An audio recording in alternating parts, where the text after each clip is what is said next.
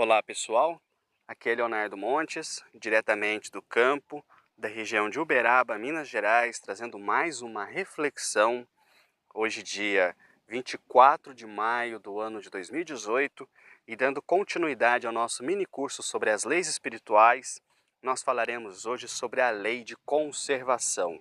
Se você quiser ouvir outras reflexões, acesse youtube.com/voz espiritualista. Muito bem, lei de conservação. Se é uma lei, vale para a Terra, vale para qualquer planeta do universo, porque é uma lei.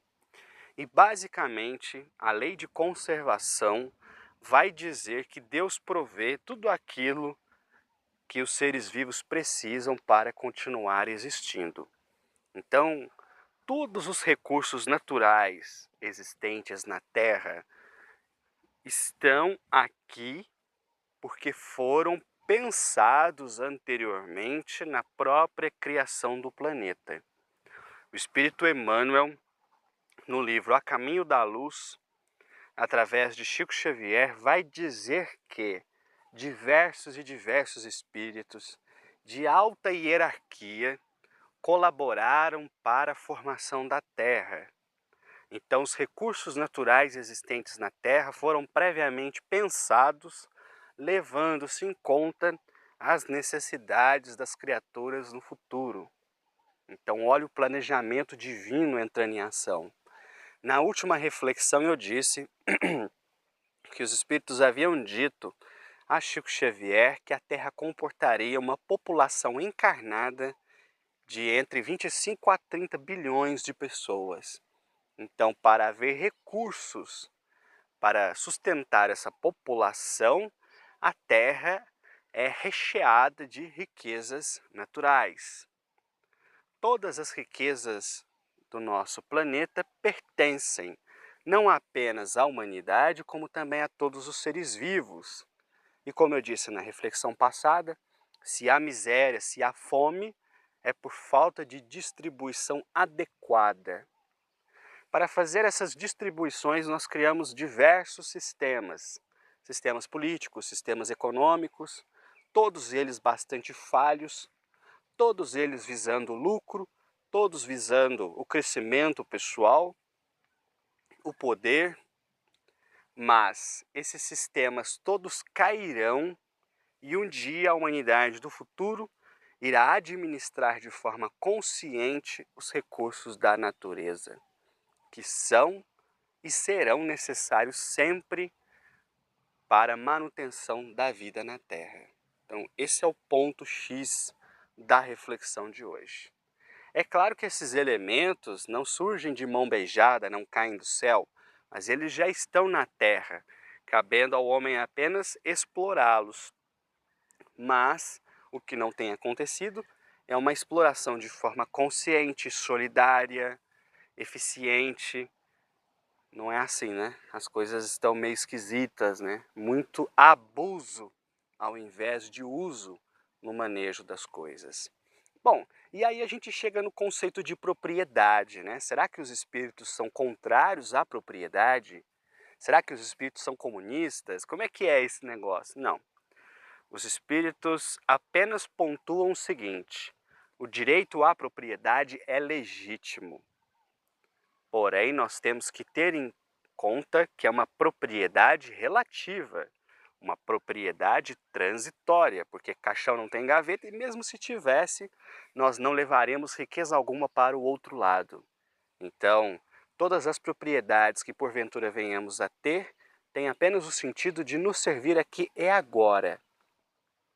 Não são nossas, no sentido de posse exclusiva. Não. Estão em nosso poder e passarão ao poder de outras pessoas nas sucessivas gerações. Então, os espíritos não são contra a propriedade, os espíritos não são contra a busca por um padrão de vida confortável, os espíritos não são contra você ter seu carro, ter sua casa, nada disso. Muitas pessoas que ouvindo as minhas reflexões, onde eu falo, por exemplo, contra a cobrança pelos atendimentos espirituais, a cobrança por passe, a cobrança por reiki, cobrança por tarô e essas coisas, e elas acabam concluindo que eu sou a favor da pobreza, que eu sou a favor da miséria, que eu sou a favor da carência, e não, nunca fui favorável a essas coisas.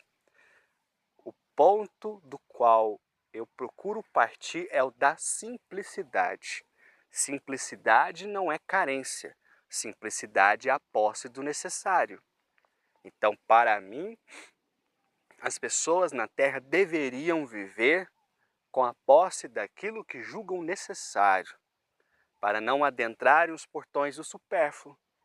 Quando nós entramos pela via do supérfluo, quando nós começamos a adquirir coisas das quais não precisamos, nós então estamos agindo por egoísmo, e isso é animalidade, é instinto, é baixeza de espírito.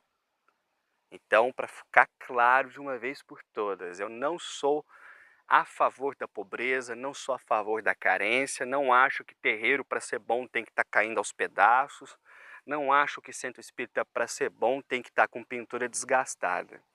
Não, eu sou a favor da simplicidade, ter apenas aquilo que é necessário para fazer aquilo que é preciso ser feito. E acho que se todos nós vivêssemos dessa forma, não alimentaríamos ilusões de megalomania, onde nós jogamos a felicidade sempre para frente. Eu só vou ser feliz o dia que eu tiver uma casa de R$1 milhão, o dia que eu tiver um Camaro, o dia que eu tiver um rancho, o dia que eu tiver isso, o dia que eu tiver aquilo. Mas tudo isso aí é necessário para a sua vida? Você pode ter até condições financeiras de adquirir, mas será que é para isso que você veio para a Terra? Para comprar um monte de terra, para ter seu nome?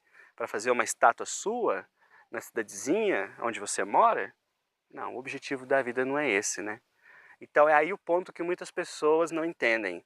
Os espíritos dizem que o uso da matéria é legítimo e nos alertam sempre do abuso. É o abuso que causa problema. É o abuso que traz sofrimento. É o abuso que gera miséria. Por exemplo, se uma pessoa enriquece no Brasil e acumula, por exemplo, bilhões de reais de forma lícita, todo mundo acha normal, acha correto, até aspira a fazer o mesmo processo. Mas num país onde existem 15 milhões de desempregados, muitos pais de família suando para colocar leite na mesa para os filhos, é ético, é moral alguém ter bilhões do qual não necessitará para esta vida, a não ser para figurar em ranking dos mais ricos? Então, muito do que nós hoje entendemos como aceitável, correto, justo, no futuro será visto quase como um crime. Como é que pode haver pessoas que têm bilhões e bilhões e bilhões, enquanto outras estão morrendo de fome? E se todo esse dinheiro, esse potencial fosse empregado para gerar bem-estar, para gerar saúde? Então, muitos dos nossos valores em relação ao uso da matéria serão revistos nos próximos séculos, e muita coisa que hoje é plenamente aceitável, no futuro será abominável. Então os espíritos não são contra, como eu disse, procurar um bem-estar, ter um bom serviço, ter uma boa casa, dar uma boa educação para os filhos. Tudo isso é legítimo, faz parte daquilo que é necessário à sobrevivência do indivíduo no mundo e na sociedade, e portanto é justo. O que os espíritos condenam é o abuso. Tanto é que eles dizem que o homem rico na terra tem uma missão. Ele é mordomo de Deus e deve empregar os seus bens e sua riqueza para gerar bem-estar a outras pessoas. Se ele não faz isso, ele é um egoísta. E se ele é um egoísta, então ele começa a adquirir dívidas. Então olha como o sistema é simples. Quando a gente vê, por exemplo, algumas literaturas espirituais, como o Nosso Lar, o Espírito André Luiz vai mostrar o quê? Que para você ter direito a uma moradia em Nosso Lar, você precisaria comprá-la com 30 mil bônus hora. Mas o que é bônus hora? É a moeda corrente da colônia. Mas ela não tem propriamente a mesma utilidade do dinheiro, do papel, da moeda aqui na Terra. Ela se adquire com trabalho, mas trabalho em favor da coletividade, trabalho em favor do bem, trabalho em favor dos necessitados, e você recebe pagamento em horas de serviço prestado à cidade. Quando você tem bastante horas de trabalho acumulado, atingindo 30 mil, você pode trocar esses créditos por uma residência. O que isso quer dizer? É um sistema que força, auxilia o indivíduo a sair do ostracismo, a sair da inércia e a começar a produzir, a pensar na coletividade, não apenas no próprio umbigo. Mas aí o cara adquiriu a casinha dele lá em Nosso Lar, como a dona Laura conta, André Luiz. E aí, ele pode continuar trabalhando para comprar uma segunda casa? Não. Por quê? Porque ele necessita apenas de uma para morar. Ele não vai morar em duas. Então, em Nosso Lar, muito embora todos os habitantes tenham o direito de conseguir uma moradia, eles nunca podem ter mais de uma. Então, olha que sistema interessante. Porque o indivíduo pode trabalhar 300 anos, juntar 1 bilhão de bônus hora e querer comprar metade da cidade? Não, ele não necessita disso. Então, nas colônias espirituais, onde os espíritos aprendem a fazer uso apenas daquilo que é necessário, não há riqueza e não há pobreza. Todos têm aquilo que precisam. E um dia será assim também na Terra.